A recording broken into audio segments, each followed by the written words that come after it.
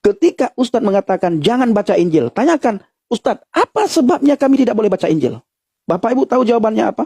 Pertanyaannya, kenapa kita dilarang untuk membaca kitab-kitab Allah, yaitu Taurat, Zabur, dan Injil? Tanyakan. Dan ternyata saudara, ketika saya selidiki, yang membuat para ustadz itu melarang orang membaca Injil supaya tidak ada orang Islam yang murtad, saudaraku. Karena kalau orang itu baca Injil, pasti murtad, saudara. Pasti murtad. Pasti murtad. Kenapa murtad, Bang Pendi? Karena di dalam Injil ada kebenaran. Kebanyakan dari para murtadin itu murtad setelah membaca Yohanes 14 ayat yang ke-6. Akulah jalan, kebenaran, dan hidup. Tidak ada seorang pun yang datang kepada Bapa kalau tidak melalui aku. Kalau gitu kamu kenapa nggak terima kalau Isa tuh adalah Tuhan? Hanya Tuhan loh yang bisa jadi juru selamat, saya bilang gitu kan. Nah terus itu, emang di mana Yesus bilang bahwa dia adalah Tuhan? Saya bilang, ayat yang saya pegang itu, Yohanes 14 ayat 6. Yesus bilang, akulah jalan dan kebenaran dan hidup loh. Nggak ada yang sampai kepada Bapa kalau nggak. Sekarang kamu baca coba lengkap satu perikop itu. Apakah di situ Yesus sedang bicara bahwa dia adalah Tuhan? Itu saya baca lagi. Saya pelajari lagi, betul. Dan ternyata saya akhirnya mengerti bahwa yang dia maksud di situ Yesus tidak sedang bicara bahwa dia adalah Tuhan. Dia sedang berbicara bahwa ketika kamu mau ibadah kamu itu sampai kepada Bapa, ibadahlah seperti saya, sebagaimana Yesus. Yesus bilang, akulah jalan dan kebenaran dan hidup. Jadi sebagaimana aku beribadah kepada Allah, begitulah kamu beribadah kepada Allah. Maka ibadah kamu akan sampai kepada Allah.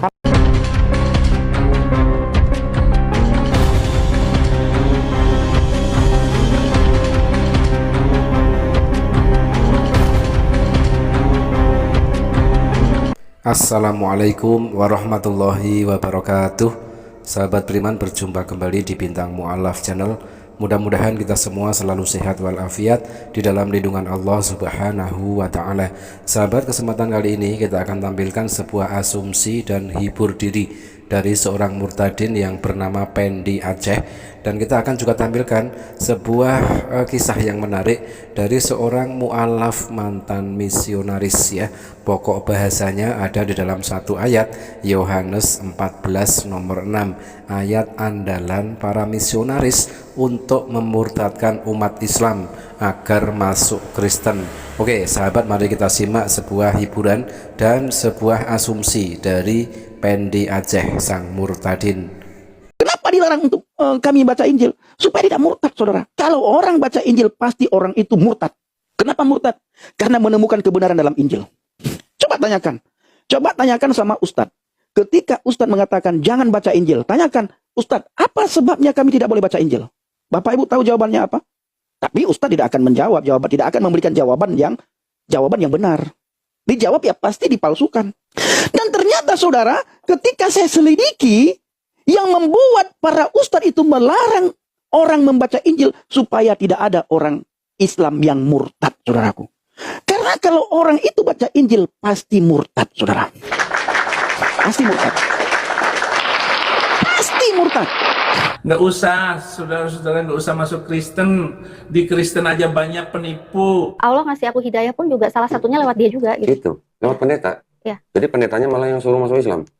Iya, dia rekomen kan aku sempat waktu zaman aku belajar cari tahu ya, kebenaran kan dari kitab suciku sendiri. Jadi dulu tuh nggak pernah nyentuh Al-Quran, itu nggak pernah denger ceramah ustadz, nggak pernah, pokoknya udah ngeri sama Islam lah gitu. Nah tapi karena dulu aku baca-baca kitabku sendiri yang lama, Bible itu banyak kontradiksi. Aku tanya ke pendetaku, ini kenapa gini, ini kenapa begini. Terus akhirnya pendetanya bilang ini, ngaku awalnya dia bilang gini, ya itu karena latar belakang penulisnya berbeda, budaya berbeda, bahasa berbeda, zamannya beda, jadi wajar kalau ada kesalahan katanya. Dan itu bukan hal yang penting, gak usah dipikirin. Nah, terus waktu itu aku langsung bilang gini, tapi kalau aku gak bisa gitu Pak. Kalau aku mau kitab suciku itu harus 100% benar, gak boleh ada kesalahan. Karena kitab suci itu kan berisi firman dari Tuhan Pak, kan gak mungkin salah kan, gak mungkin pelimpan, gak mungkin lupa. Terus dia dengan bikin aku kaget, dia jawab gini, kalau kamu mau kitab suci yang 100% benar, nggak ada kesalahan. Ya kitab sucinya teman-teman kita, saudara muslim. Pendetanya Al-Quran. ngomong gitu? Iya. Pendetanya malah ngomong Iya, dia ngomong gitu. Jadi ngomong teman-teman kita, saudara kita orang Islam, Al-Quran katanya gitu. Loh. Terus aku cuma, terus dia ulangi lagi, iya. Jadi kalau Al-Quran itu benar-benar 100% benar, karena itu benar-benar datang dari Tuhan. Jadi nggak ada salahnya, dia ngomong gitu. Pendetanya malah mengakui bahwa Al-Quran itu benar-benar firman Allah. Datang langsung dari Tuhan, katanya Datang nggak langsung ada dari- kesalahan sekecil apapun. Datang langsung dari Tuhan dan tidak ada kesalahan. Menurut Pendi Aceh sang murtadin ya, kenapa Ustadz melarang umat Islam membaca Alkitab? Yang melarang itu siapa? Pendi Aceh ya, jangan ngawur ya. Bebas, sekarang kan sudah ada juga di online, di aplikasi kan banyak juga, bebas, tidak ada yang melarang. Dan disitulah lalu Pendi Aceh ini mengklaim bahwa siapa yang membaca Alkitab atau Bible pasti dia akan murtad.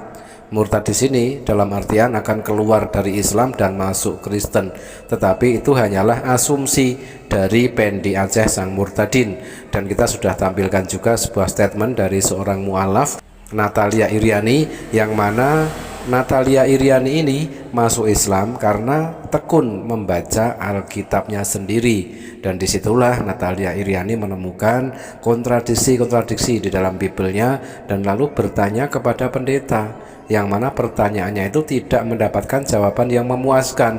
Justru pendeta itu mengatakan, kalau kamu pengen kitab suci yang 100% firman Tuhan, ya kitab suci kepunyaan saudara kita umat Islam, yaitu Al-Quran. Alhamdulillah, dari situ akhirnya Natalia Iriani mendapatkan hidayah dan lalu masuk Islam. Kenapa murtad Bang Pendi? Karena di dalam Injil ada kebenaran. Makanya saudara, setiap mendengar kesaksian ada orang yang murtad dari agama Islam, pasti orang tersebut, kebanyakan dari para murtadin itu murtad setelah membaca Yohanes 14 ayat yang ke-6. Akulah jalan, kebenaran dan hidup. Tidak ada seorang pun yang datang kepada Bapa kalau tidak melalui aku.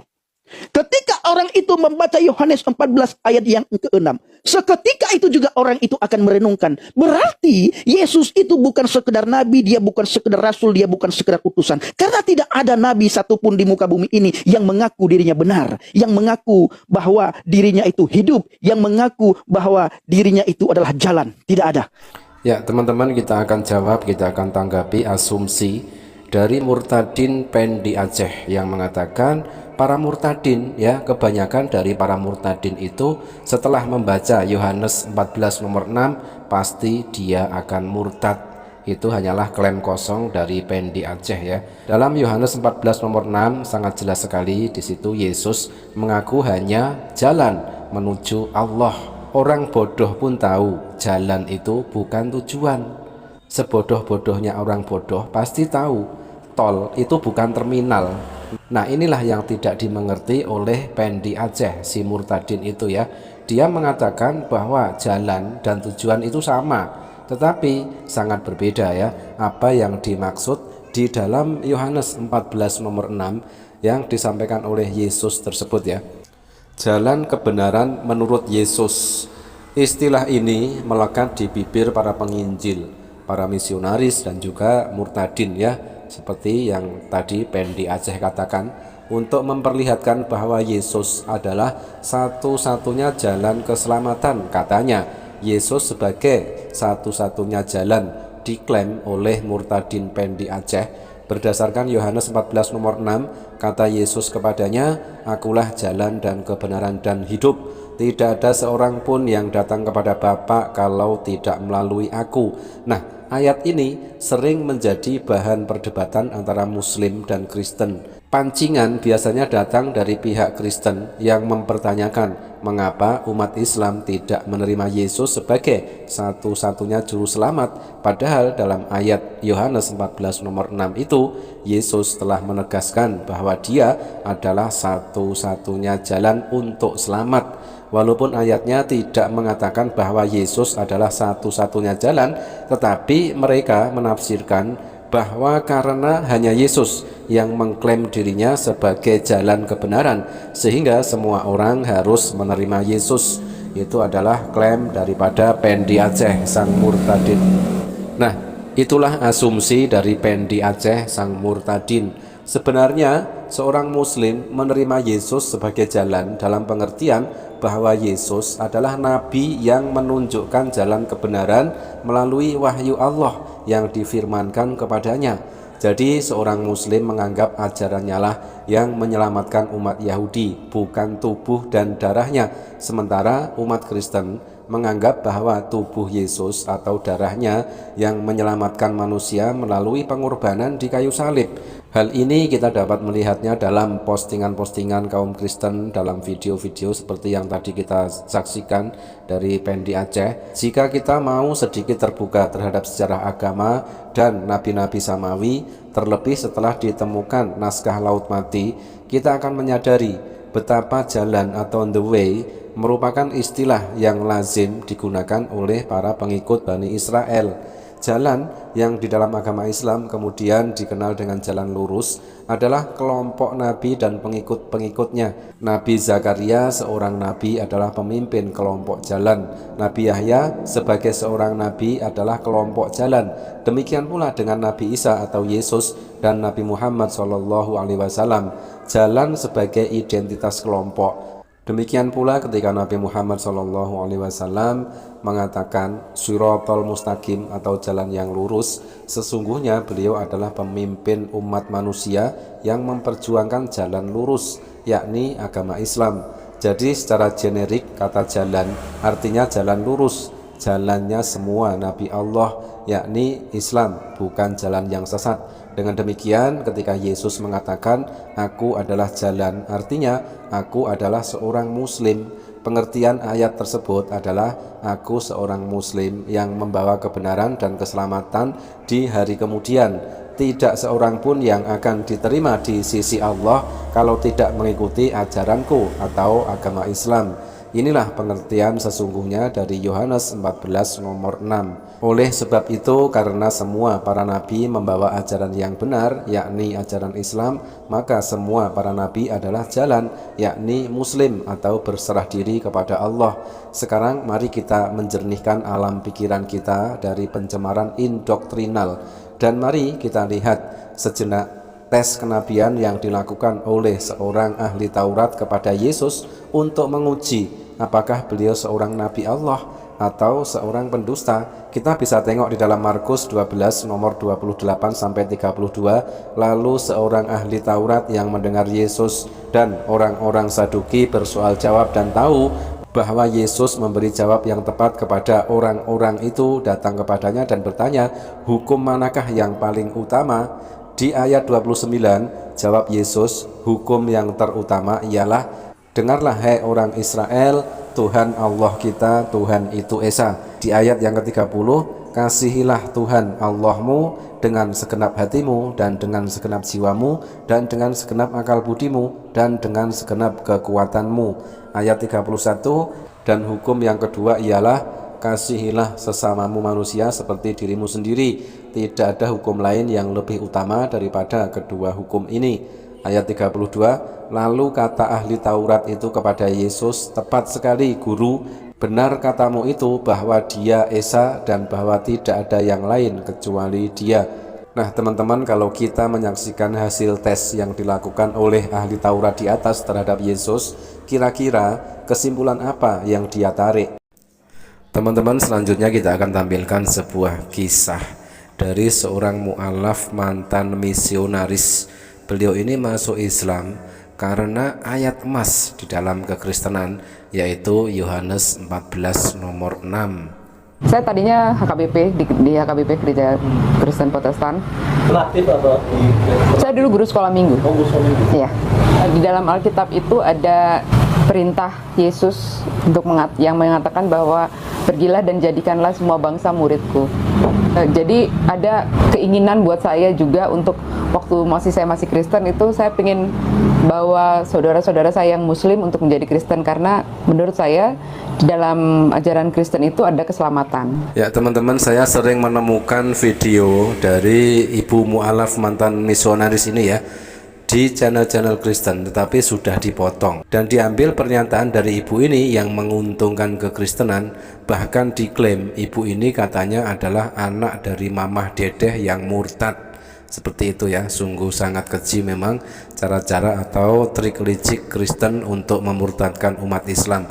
Tetapi sejatinya ibu ini adalah mu'alaf mantan misionaris. Ada apa sih dengan umat Islam? Kenapa nggak mau terima Yesus sebagai Tuhan dan Juru Selamatnya? Yohanes 14 ayat 6, itu Yesus berkata, akulah jalan dan kebenaran dan hidup. Tidak ada yang sampai kepada Bapa kalau tidak melalui aku. Jadi Yohanes 14 ayat 6 itu berkata, Yesus berkata, akulah jalan dan kebenaran dan hidup. Tidak ada yang sampai kepada Bapa kalau tidak melalui aku. Artinya gini, ketika orang nggak ada yang sampai kepada Allah kalau tidak melalui Yesus.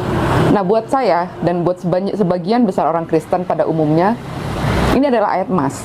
Ini adalah ayat yang menjadi pegangan bahwa Kristen itu benar, gitu loh. Jadi nggak ada yang melalui Yesus, selain melalui Yesus nggak bisa. Kalian nggak akan bisa pernah sampai ke surga, gitu. Nah, ayat ini jadi pegangan saya, jadi ayat emas. Kemudian saya ingin sekali menyampaikan ini kepada sebanyak-banyaknya orang, karena saya pikir harusnya mereka bisa menikmati surga, gitu loh. Asal percaya saja kan. Tapi kan umat Islam kok kayaknya nggak mau sama sekali ya, gitu. Menurut saya ayat Yohanes 14 ayat 6 itu sudah sangat jelas, gitu, bicara bahwa Yesus adalah Yesus berkata, akulah jalan dan kebenaran dan hidup. Tidak ada yang sampai kepada Bapa kalau tidak melalui aku. Itu menurut saya itu bukan, nggak ada sesuatu yang perlu harus pakai ilmu tertentu kan. Itu pernyataan yang very clear, jelas, gitu. Kenapa umat Islam nggak mau? Pasti ada sesuatu, gitu. Jadi dalam hati saya tetap pasti ada sesuatu yang membuat mereka tidak mau, gitu, terima. Nah, tapi pertanyaan ini tidak terjawab bertahun-tahun, sampai akhirnya pertanyaan ini saya simpan jauh sekali di lubuk hati yang terdalam, mungkin di pojok-pojok lah kali yang udah paling dalam, gitu ya, karena tidak terjawab.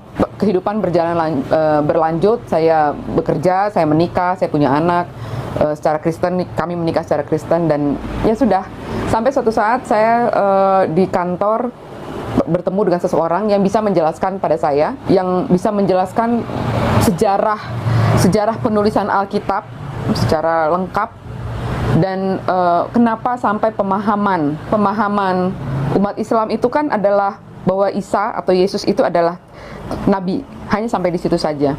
Tapi kenapa bisa di dalam agama Kristen bisa jadi berubah menjadi Tuhan? Nah teman-teman, menurut statement dari ibu misionaris yang kini sudah mu'alaf tersebut ya, kenapa yang notabene di dalam agama Islam Yesus itu adalah seorang utusan, lalu kenapa di dalam Kristen Yesus bisa berubah menjadi Tuhan? Nah ini sebenarnya bertentangan dengan logika akal sehat manusia. Kita tengok saja, menurut pengakuan Yesus sendiri ya, jujur ini adalah perkataan Yesus, yang mana di dalam Bible ada tertulis Yesus jujur mengaku hanyalah seorang utusan. Kita tampilkan ayatnya lagi ya, tidak bosan-bosan. Yohanes 5 nomor 30, aku tidak dapat berbuat apa-apa dari diriku sendiri, aku menghakimi sesuai dengan apa yang aku dengar dan penghakimanku adil, sebab aku tidak menuruti kehendakku sendiri melainkan kehendak Dia yang mengutus aku. Lukas 10 nomor 16, barang siapa mendengarkan kamu, ia mendengarkan aku, dan barang siapa menolak kamu, ia menolak aku, dan barang siapa menolak aku, ia menolak Dia yang mengutus aku. Markus 9 nomor 37, siapa menyambut seorang anak seperti ini dalam namaku, ia menyambut aku, dan barang siapa menyambut aku, bukan aku yang disambutnya, tetapi Dia yang mengutus aku. Lanjut di Matius 10 nomor 40, barang siapa menyambut kamu, ia menyambut aku, dan barang siapa menyambut aku, ia menyambut Dia yang mengutus aku. Sangat jelas sekali pengakuan jujur dari Yesus yang tertulis di dalam Bible, kepunyaan orang Kristen. Ternyata Yesus jujur ngaku hanyalah seorang utusan. Nah, di situ saya memang belajar banyak kurang lebih selama 2 tahun. Kamu kan Muslim ya, kenapa kamu nggak, kalau gitu kamu kenapa nggak terima kalau Isa tuh adalah Tuhan? Hanya Tuhan loh yang bisa jadi juru selamat, saya bilang gitu kan. Nah, terus itu emang di mana Yesus bilang bahwa Dia adalah Tuhan? Saya bilang ayat yang saya pegang itu Yohanes 14 ayat 6. Yesus bilang, akulah jalan dan kebenaran dan hidup loh. Nggak ada yang sampai kepada Bapa kalau nggak. Sekarang kamu baca coba lengkap satu perikop itu. Apakah di situ Yesus sedang bicara bahwa Dia adalah Tuhan? Itu saya baca lagi. Saya pelajari lagi, betul. Dan ternyata saya akhirnya mengerti bahwa yang Dia maksud adalah di situ Yesus tidak sedang bicara bahwa Dia adalah Tuhan. Dia sedang berbicara bahwa ketika kamu mau ibadah kamu itu sampai kepada Bapa, ibadahlah seperti saya, sebagaimana Yesus. Yesus tuh bilang, akulah jalan dan kebenaran dan hidup. Jadi sebagaimana aku beribadah kepada Allah, begitulah kamu beribadah kepada Allah. Maka ibadah kamu akan sampai kepada Allah. Ya teman-teman, itulah perbandingan ya kualitas Murtadin Pendi Aceh versus kualitas dari mu'alaf mantan misionaris, yang mana ibu misionaris yang kini sudah mu'alaf tersebut mengatakan Yesus hanyalah jalan, bukan tujuan. Kalau ingin sampai kepada Bapa harus mengikuti apa yang Yesus ajarkan, yang Yesus amalkan. Jelas sekali, misal Yesus mengajarkan menyembah hanya kepada Allah yang Esa. Ada tertulis ayatnya di dalam Bible. Yesus mengajarkan ketika menyembah Allah, Yesus bersujud kepada Allah. Ayatnya juga sangat jelas sekali. Matius 26 nomor 39, maka ia maju sedikit lalu sujud dan berdoa. Katanya, ya Bapakku, jikalau sekiranya mungkin, biarlah cawan ini lalu daripadaku, tetapi janganlah seperti yang ku kehendaki, melainkan seperti yang engkau kehendaki. Nah, itu salah satu ayat yang mana Yesus mengajarkan ketika menyembah Allah yang Maha Esa, Yesus ternyata juga bersujud. Nah, siapakah yang mengamalkan apa yang Yesus ajarkan dengan bersujud itu? Orang Kristen? Tidak, tetapi justru umat Islamlah yang mengamalkan ayat yang Yesus ajarkan tersebut. Sehingga akal logika sehat manusia mengatakan bahwa Yesus hanyalah jalan, bukan tujuan. Artinya, siapapun yang ingin sampai kepada Bapa atau Allah harus mengikuti, harus mengamalkan apa yang Yesus ajarkan, sehingga membuat ibu misionaris tersebut lalu akhirnya menjadi seorang muslimah. Beliau sudah mu'alaf. Alhamdulillahirabbil alamin. Mudah-mudahan beliau istiqomah. Terima kasih sahabat, mudah-mudahan bermanfaat. Jazakumullah khairan kasiron. Wassalamualaikum warahmatullahi wabarakatuh.